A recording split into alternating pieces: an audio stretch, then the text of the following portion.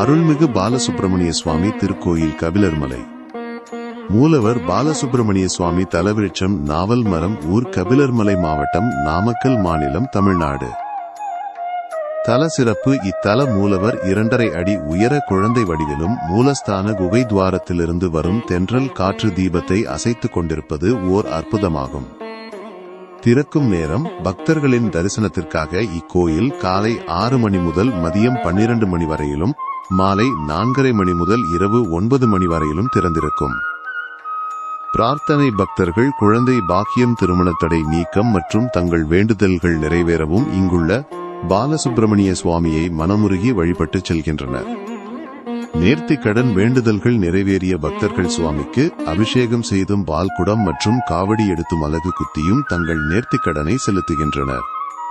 தலப்பெருமை. சங்க இலக்கிய புலவரான கபிலர் சேர மன்னனிடம் பரிசு பெற்று இம்மலையில் தங்கி தவம் செய்ததாக வரலாறு கூறுகிறது. மேலும் கபிலைமலை கோவை என்ற நூலும் இத்தல முருகனை போற்றுகிறது.